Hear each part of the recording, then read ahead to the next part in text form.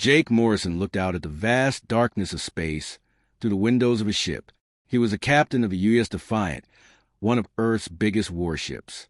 For 3 years, he had been patrolling the outer edges of the solar system, watching for anything unusual. Today, something very unusual was coming their way. The alarm bells rang loudly through the ship. Jake ran to the bridge where his crew was already working at their stations. Lieutenant Sam Davis pointed at the main screen. A massive object was moving toward them from beyond Jupiter's orbit. "Captain, it's huge," Sam said, his voice shaking. "Much bigger than anything we've ever built." Jake stared at the alien ship on the screen. It was at least 10 times larger than the Defiant. Strange lights pulsed along its dark surface, and it moved with a purpose that made Jake's stomach turn cold. This was not a friendly visit. "Send a message to Earth immediately," Jake ordered. "Tell them we have contact with an unknown vessel." Back on Earth, Admiral Lisa Brooks was having her morning coffee at Luna Station when the emergency call came in. She commanded the entire Earth Defense Fleet, and she had been preparing for this day for many years. Scientists had always said that someday Earth would meet beings from other worlds. Now that day had arrived. The alien ship began scanning the Defiant with bright beams of energy. The ship's computers went crazy, making loud warning sounds. The beams felt like invisible hands searching through every part of their vessel. "They're learning everything about us," said Engineer Kate Wilson, watching her instruments. "Our weapons, our technology, everything." Jake gritted his teeth. There was nothing he could do to stop the scan. His ship's weapons were nothing compared to what this alien vessel might have. All he could do was wait and see what these visitors wanted. The scan finished, and then something incredible happened. The alien ship sent them a message. The words appeared on their screens in perfect English, as the aliens had learned their language in just a few minutes. "Attention, primitive beings of the third planet. We are the Zephyrian Empire. Your world has been chosen for integration into our great civilization. You will surrender all weapons and prepare for occupation. Any resistance will result in your complete destruction." The message continued with details about Earth's surrender. The aliens wanted all military forces to stand down within 72 hours. They demanded that world leaders travel to designated landing sites to formally give up control of the planet. Anyone who refused would be eliminated along with their entire population center. Jake read the message twice, hardly believing what he was seeing. These aliens were not here to make friends or share knowledge. They were here to take over Earth and make humans their slaves. "Send this to Admiral Brooks right away," Jake told his communications officer. "And tell her we're maintaining our position." The alien ship, which the crew had started calling the Monitor, stayed near Jupiter and watched them. It did not attack, but Jake could feel its presence like a weight pressing down on his chest. The aliens were studying Earth, counting their defenses and planning their invasion. On Earth, the news spread quickly. Admiral Brooks called an emergency meeting of the United Nations Security Council. World leaders gathered in New York within hours, their faces grave as they listened to the alien ultimatum.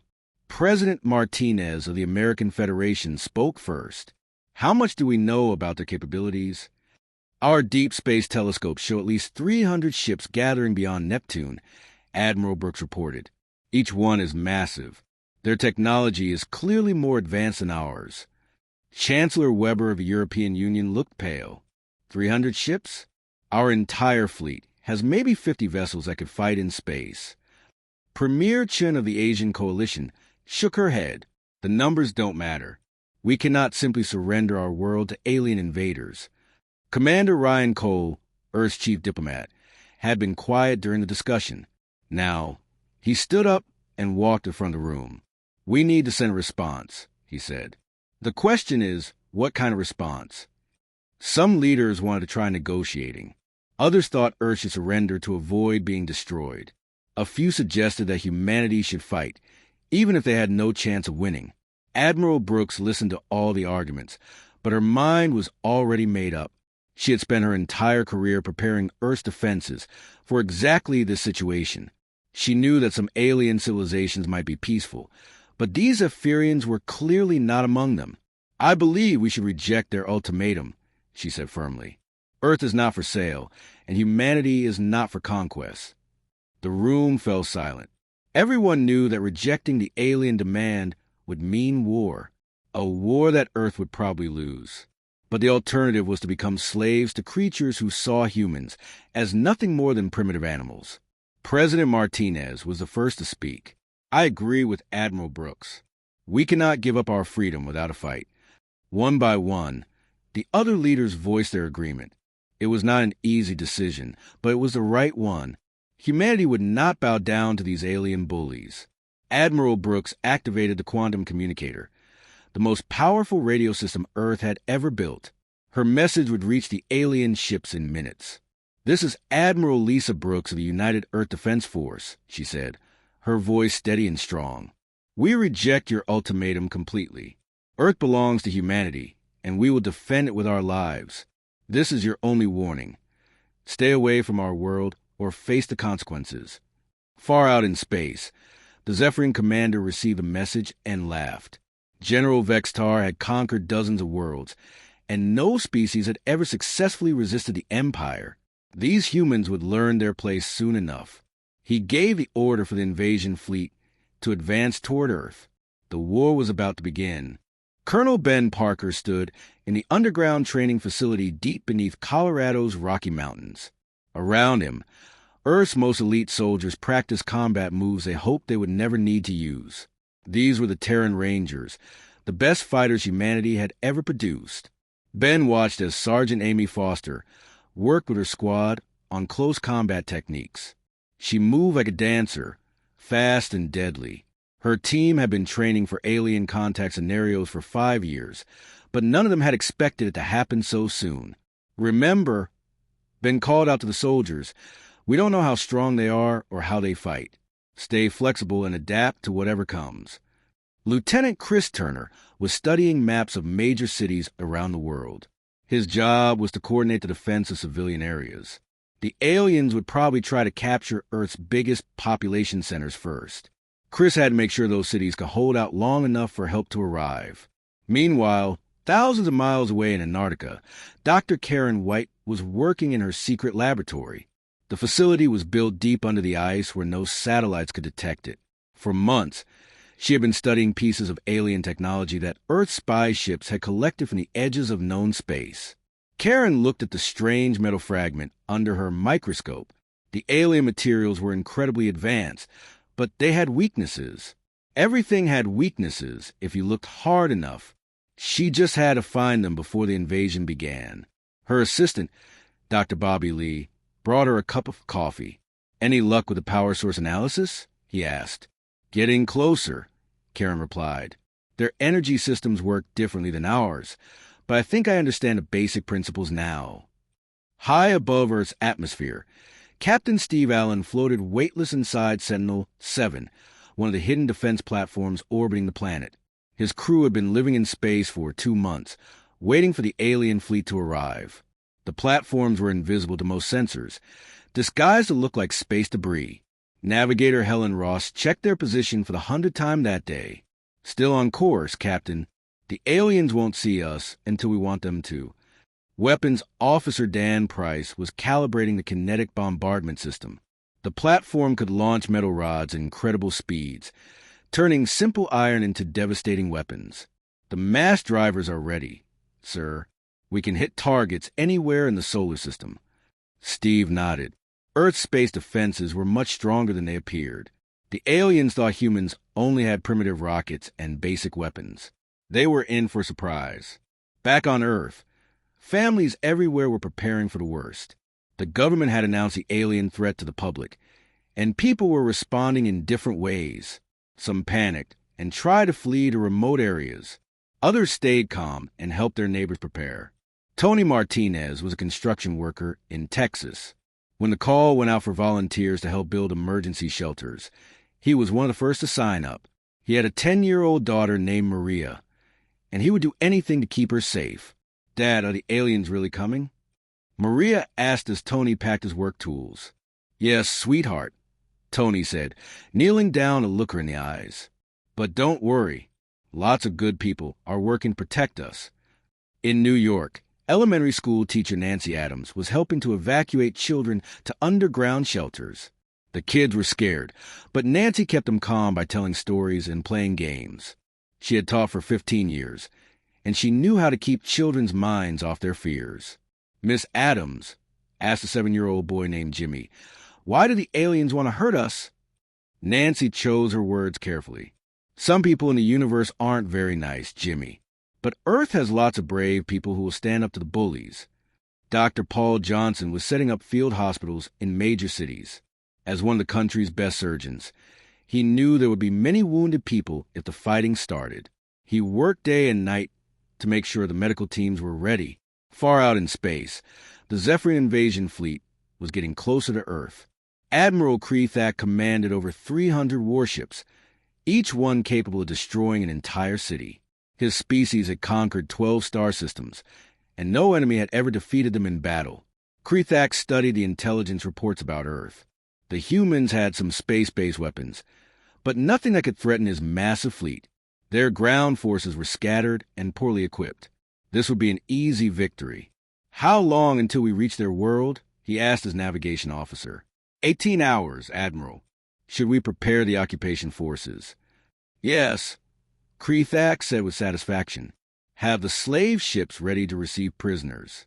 We'll keep the strongest humans for manual labor and eliminate the rest."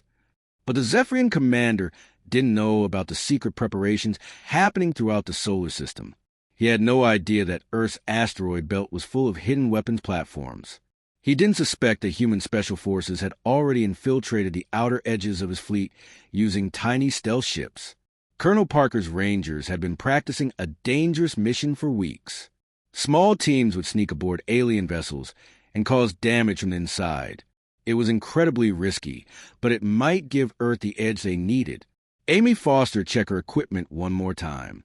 Her squad would try to reach the alien command ship and disable its communications. Without coordination, the enemy fleet would be much easier to defeat. "Are you ready for this?" Chris Turner asked her. Amy smiled grimly. "We've been ready our whole lives. Time to show these aliens what humans can do." Dr. Karen White finally made her breakthrough. The alien power systems had a critical flaw that human computer viruses could exploit. She quickly began writing the attack programs that would turn the aliens' advanced technology against them. As Earth's sun set on what might be humanity's last peaceful day, people around the world looked up at the stars with a mixture of fear and determination. Tomorrow would bring the greatest test in human history. The aliens had ignored Earth's warning to stay away. Now, they would learn why that had been a terrible mistake. The Zephyrian invasion fleet entered Earth's solar system, like a dark cloud blocking out the stars. 300 massive warships moved in perfect formation, their weapons charged and ready to destroy any resistance.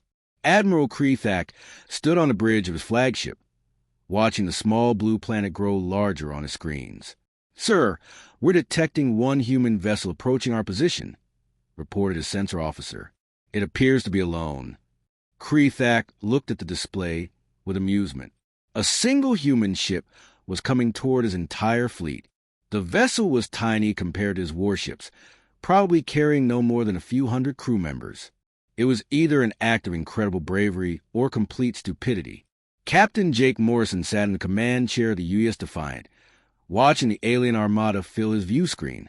His hands were steady, but inside his chest, his heart was beating like a drum. He knew his ship looked helpless and alone, exactly as planned. "All stations report ready, Captain," said Lieutenant Sam Davis. "The trap is set." Jake nodded and opened a communication channel to the alien fleet. "This is Captain Morrison of the United Earth Defense Force. You have entered our solar system without permission. Turn around and leave now, or we will be forced to defend ourselves." On the Zephyrian flagship, the bridge crew laughed at the human's message. Admiral Krethak shook his head in disbelief. Did these primitive creatures really think one small ship could threaten his mighty fleet? "Send the cruiser Death's Edge to destroy that pathetic vessel," Krethak ordered. "Make it quick and clean. I want the humans to see how hopeless their situation is." The Zephyrian cruiser Death's Edge moved forward from the main fleet. It was still much larger than the Defiant, with enough firepower to level a city. Captain Vorthak commanded the vessel, eager to claim the first victory of the invasion. Target their engines first, Vorthak told his weapons officer. Let them drift helplessly for a few minutes before we finish them. But as the Death's Edge closed in on the human ship, something unexpected happened. Space around the Defiant suddenly filled with new contact appearing on the alien sensors. Dozens of human ships decloaked at the same time, surrounding the Zephyrian cruiser. What is this? Vorthak shouted as a screen showed enemy vessels on all sides. Where did they come from? Jake Morrison smiled as Earth's hidden fleet revealed itself. The ships had been hiding in the asteroid belt for weeks, using advanced stealth technology to remain invisible. Now they struck like a pack of wolves surrounding a lone prey. All ships. This is Captain Morrison. Jake broadcast the human fleet. Execute Plan Alpha. Show them what happens when you threaten Earth. The hidden orbital platforms scattered throughout the solar system activated at the same moment. Captain Steve Allen's platform Sentinel 7 was the first to fire, launching tungsten rods at incredible speed toward the alien fleet. The metal projectiles moved faster than bullets, accelerated by magnetic fields to nearly the speed of light. When they hit the Zephyrian ships, they punched through the alien armor like paper. The shields that protected against energy weapons were useless against simple momentum. Impossible. Admiral Krethak screamed as 3 of his ships exploded in bright flashes. How can primitive kinetic weapons penetrate our defenses? Meanwhile, Colonel Ben Parker's Rangers were already aboard several Zephyrian vessels. They had used tiny stealth shuttles to sneak onto the alien ships during the fleet's approach through the outer planets. Now they struck from within, turning the aliens' own technology against them. Sergeant Amy Foster and her team had reached the main computer core of a Zephyrian battleship. She connected Dr. Karen White's virus program to the alien systems and watched as it spread like wildfire through their networks. Upload complete. Amy reported through a radio. Their computers are going crazy. The virus was designed specifically to exploit the weaknesses Dr. White had discovered in alien technology. It made their weapons fire randomly, shut down their engines at critical moments, and filled their communication channels with garbage data. Lieutenant Chris Turner's squad had taken control of another ship's navigation system. Attention, alien vessel, Chris announced over their speakers. You are now under new management. The Zephyrian crew panicked as their own ship began firing on their allies. The virus had convinced the computer that every other vessel in the fleet was an enemy target. Captain Dan Price, Amy's weapons officer from Sentinel 7, coordinated the kinetic bombardment from multiple platforms. The tungsten rods fell like rain on the alien fleet, each impact creating explosions visible from Earth's surface. Back on the Zephyrian flagship, Admiral Krethak watched his perfect formation dissolve into chaos. Ships were colliding with each other as their navigation systems failed. Weapons fired in random directions as human saboteurs wreaked havoc from within. Sir, we're losing contact with over half the fleet, his communications officer reported. Something is jamming our signals. Dr. Karen White's virus had infected the alien communication network, filling it with false orders and contradictory commands. Ships that tried to retreat found themselves heading directly into asteroid fields. Others fired on their own command vessels after being told they were enemy targets. The Death's Edge, surrounded by human ships, tried desperately to escape. But Captain Vorthak discovered that his engines would only fire half power, and his weapons kept shutting down every few seconds. Surrender now! Jake Morrison's voice came over the alien ship speakers, and we'll allow your crew to live. Throughout the solar system, the battle raged for 3 hours. But it was not the easy victory the Zephyrians had expected. Instead of conquering a primitive world, they found themselves fighting for survival against an enemy that used every dirty trick in the book. Human ships moved like ghosts to the battlefield, appearing from behind asteroids to strike, and then vanishing again. The rigid Zephyrian formation, designed for overwhelming frontal attacks, proved useless against Earth's guerrilla tactics. As the alien fleet continued to fall apart, Jake Morrison broadcast a message on all frequencies. You were warned to stay away from Earth. Humanity doesn't start fights, but we always finish them.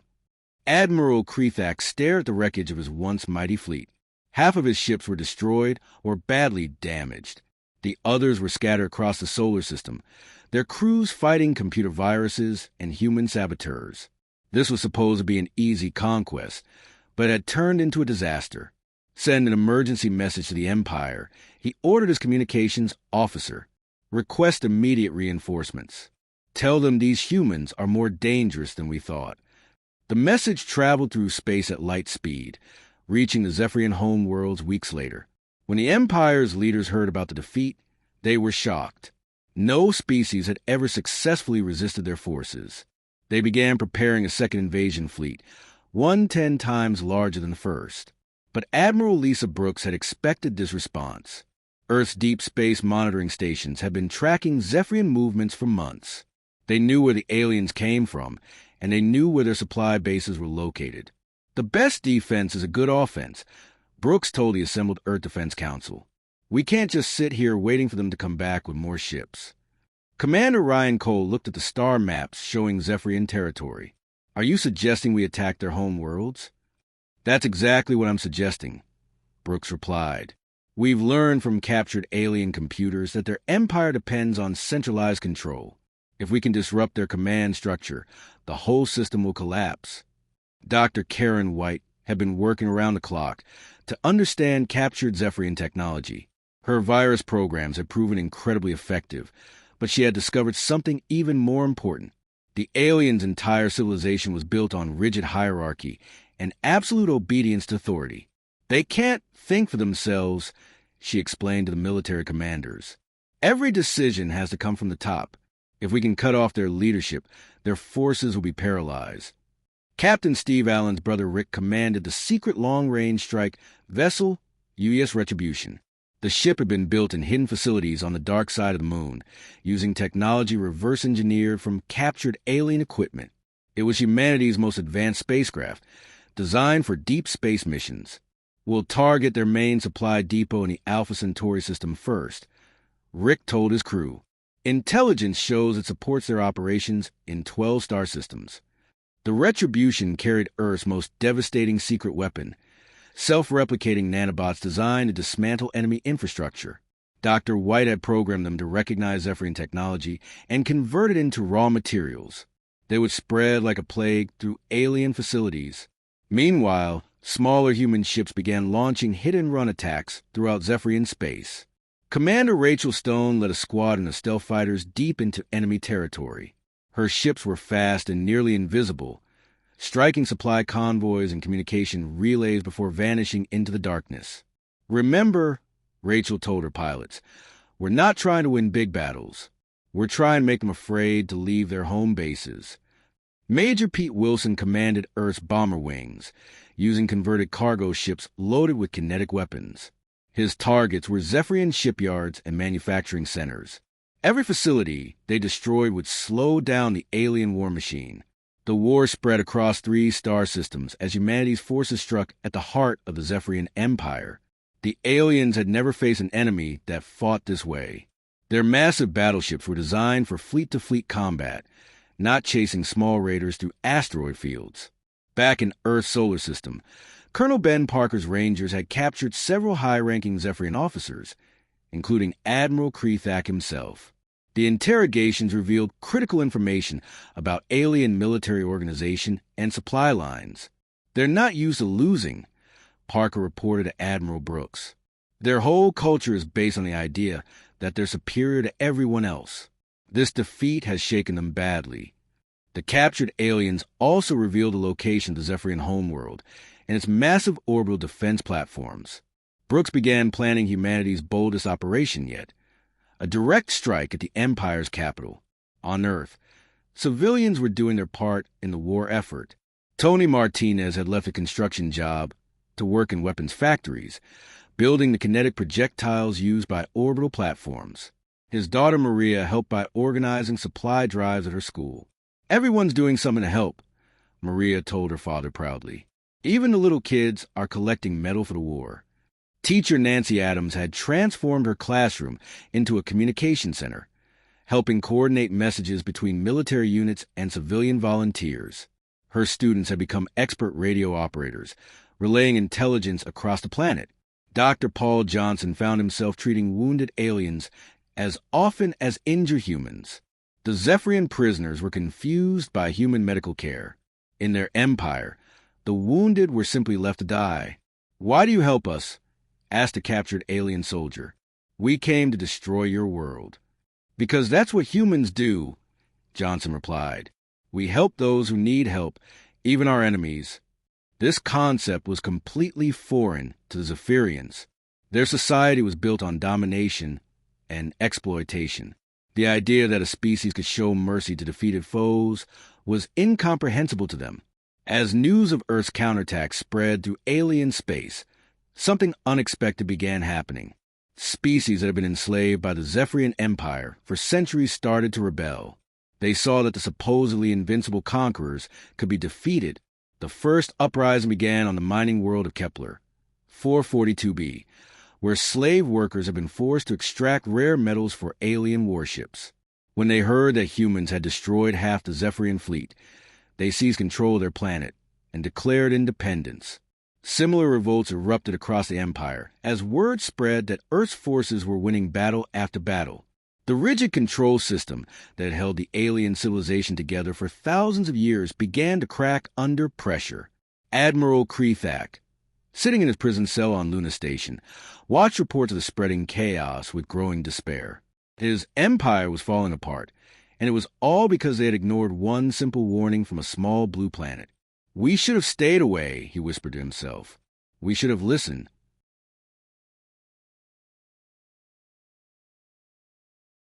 6 months after the failed invasion of Earth, the galaxy looked completely different. The mighty Zephyrian Empire that had ruled 12 star systems for thousands of years was gone. In its place, dozens of worlds celebrated their newfound freedom. Admiral Lisa Brooks stood on the bridge of what used to be the Zephyrian flagship. The massive ship had been renamed the U.S. Liberation and now served as a headquarters for Earth's peacekeeping forces. Through the windows, she could see alien construction crews working alongside human engineers to rebuild damaged space stations. Status report. Brooks asked her aide, Captain Jake Morrison, who had been promoted after his heroic actions during the first battle. "The former slave worlds are establishing their own governments," Jake reported. "The Kepler rebels have asked for our help setting up democratic elections. 3 other systems want to join our defense alliance." The war had ended not with a massive final battle, but with the complete collapse of alien resistance. When Earth's forces reached the Zephyrian homeworld, they found a planet in chaos. The rigid command structure that had held the Empire together had fallen apart when their leaders realized they could not defeat humanity. Dr. Karen White's nanobots had done their work perfectly. The self-replicating machines had spread through Zephyrian space, dismantling military equipment, while leaving civilian infrastructure untouched. Weapons factories were converted into hospitals. Warships became cargo vessels carrying food and medicine to worlds that had been starved under alien rule. "The nanobots are still working," Dr. White reported from her new laboratory on Mars. "They're rebuilding everything according to peaceful purposes. Former weapons plants are now producing farming equipment." Commander Ryan Cole had become Earth's first ambassador to the galaxy. His job was to help former enemy worlds transition to peaceful government. It was not easy work, since many species had lived under tyranny for so long they had forgotten how to make their own decisions. "The Altarians want to make me their emperor," Cole told Admiral Brooks during one of their weekly meetings. "I keep explaining that humans don't rule other species, but they don't understand the concept." "Keep trying," Brooks replied with a smile. "They'll learn eventually." The transformation was happening everywhere. Captain Steve Allen's orbital platforms had been converted into research stations, studying the wonders of alien science for peaceful purposes.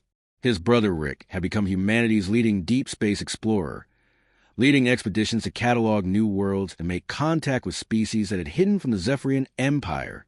"We found 17 civilizations that went into hiding when the Zephyrians started their expansion," Rick reported from the edge of known space. "They're all eager to join our Galactic Federation." Colonel Ben Parker's Rangers had evolved into something completely new, the Terran Peacekeeping Force. Instead of fighting wars, they now trained soldiers from across the galaxy in Earth's revolutionary military doctrines. But more importantly, they taught the concept of soldiers who protected civilians instead of oppressing them. Sergeant Amy Foster was running a training program for former Zephyrian military officers who wanted to serve their own people instead of an empire. The hardest part, she explained to her students, is learning to think for yourselves instead of just following orders. Lieutenant Chris Turner had established a galactic military academy on Mars, where beings from dozens of different worlds learned to work together. The academy's motto was simple: strength through unity, peace through understanding. The changes reached every level of society. Tony Martinez had left Earth to help build schools and hospitals on alien worlds. His construction skills were in high demand as former slave planets rebuilt their civilizations. "Dad, look at this," his daughter Maria said, showing him a letter from her new pen pal on Kepler, 442b. She says they're going to have their first election next month, and kids get to vote too. Teacher Nancy Adams now ran the Galactic Education Network, helping establish schools throughout the former empire. Her students included children from 12 different species, all learning together in classrooms that would have been impossible under Zephyrian rule. "The Zephyrian children are the most eager to learn," Nancy observed. "They were never allowed to ask questions before. Now they can't stop asking about everything." Dr. Paul Johnson had become the head of the Galactic Medical Service, establishing hospitals that served all species equally. The medical knowledge shared between different worlds had led to breakthroughs that benefited everyone. "We've cured 3 diseases that plagued the galaxy for centuries," Johnson reported proudly. When different species share their knowledge, amazing things happen. Even the former enemies were finding their place in the new order. Admiral Krethak, released from prison after agreeing to help with the transition, now worked as an advisor on alien military structures. His knowledge of Zephyrian organization helped identify and dismantle the last remnants of the Empire. "I spent my life believing that strength came from domination," Krethak told Admiral Brooks during one of their meetings. "Your species taught me that true strength comes from cooperation." The former Zephyrian territories were reorganized into Galactic Federation, with Earth serving as the neutral capital. The Federation's charter was based on principles that humans had developed over centuries of struggle: equality, freedom, and the right of all beings to determine their own destiny. Species that had warred for millennia were learning to work together. Trade routes that had once carried tribute to alien overlords now carried goods freely exchanged between independent worlds. Scientific knowledge flowed freely, leading to advances that benefited everyone. As Admiral Brooks looked out at the stars from her command station orbiting Earth, she thought about the journey that had brought them here. Humanity had given the Zephyrian Empire one simple warning: stay away from Earth. When that warning was ignored, humans had shown the galaxy what happened when peaceful people were forced to fight. But the real victory was not the military defeat of the alien fleet. The real victory was what came after: the transformation of a galaxy ruled by fear into a community built on hope. Earth had taken its place among the stars not as conquerors, but as liberators. They had kept their promise to defend their world, and in doing so, they had given freedom to countless others. The galaxy was vast and full of wonders, but now it also held something it had not known for thousands of years: the promise of a better future for all who lived among the stars.